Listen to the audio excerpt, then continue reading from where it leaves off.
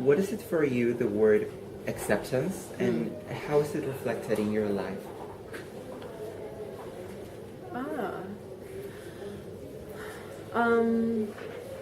So I think acceptance is maybe kind of the bare minimum of what I strive for, and as a teacher, what I hope will exist in my classroom. I think that if we're talking about accepting differences and that kind of thing, I think it's even better. Better than accepting would be understanding, seeing the value of. If you can get there, celebrating, That's a deeper concept. Yeah, exactly. But I think accepting, I guess, means it's like tolerating, I suppose. Mm-hmm. It is there. You let it be there, right? You accept that it is there. And that's, I think, an important first step, but probably only the first step.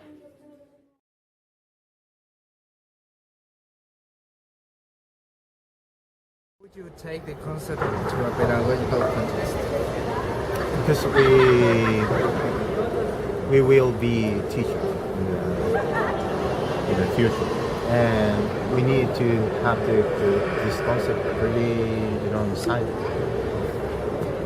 us, because we need to solve all the tasks in the same way. You have to preference with some students. Maybe to say these students a little more lazy, so I don't have relation with those students. All the students need the same my same attention.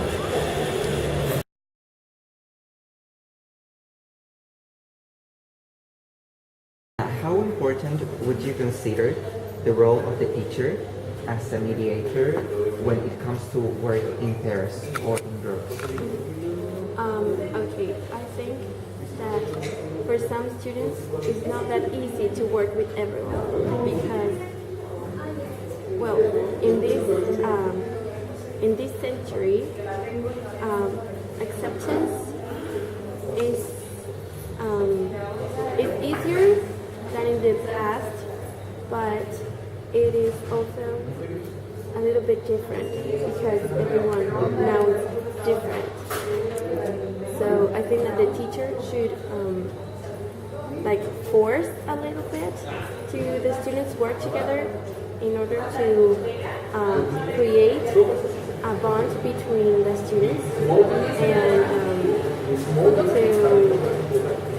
to create tolerance between them.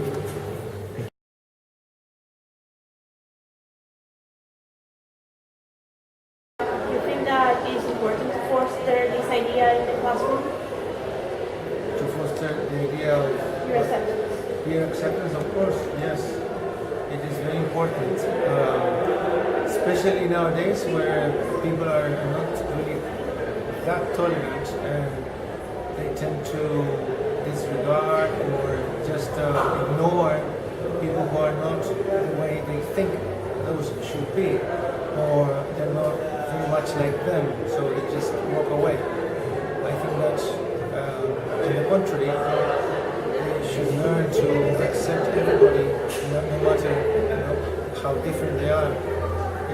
That's the diversity, what makes the world interesting. So finally, what sort of techniques would you use in order to develop peer acceptance with children in elementary school?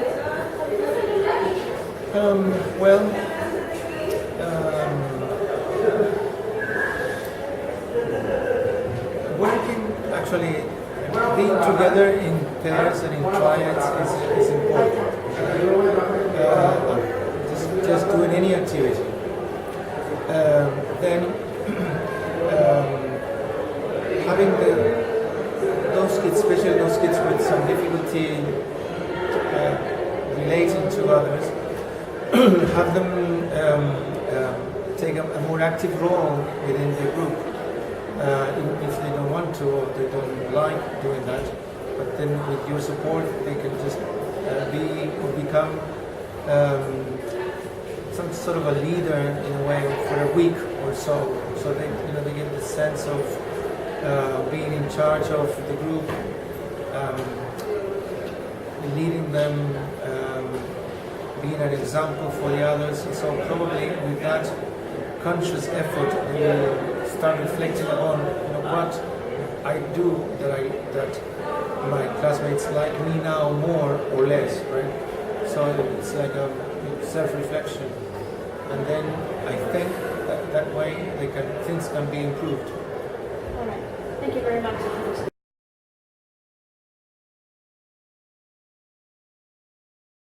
What sort of techniques would you use in order to develop peer acceptance with children? So I was trained in the responsive classroom approach. It's an organization. It is an approach to designing a classroom that fosters. It's a holistic approach to teaching, and it takes into account.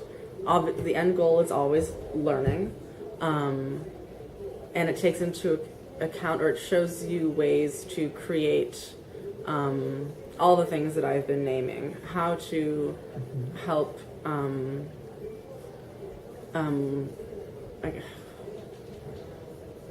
It's honestly hard to describe because it's such a complete and complex model. But the idea is that without community, without students who are self-aware, who are kind, who are learning how to do all of these social emotional things, the academics suffer, and vice versa, right? So they depend on each other. Okay. And they go like this. There's no separation really of the two. They go like this. And so the responsive classroom suggests that you dedicate most of the first 6 weeks of school to developing community. The first couple weeks has very, very little academics. It is mostly getting to know students, teaching them ways of being in the classroom. And then after those 6 weeks, you start more with the academics, and it goes so much easier because you have these patterns of being in the classroom. Students are learning how to think about themselves as learners. You spend all the time. I think that group discussion is very important, and try to, use some ideas or some topics that are, controversial maybe. Okay. And like to hear everyone's point of view, and like try to compare and give comments, and in that way they can create a better environment between the students, and they are happier and more comfortable between them.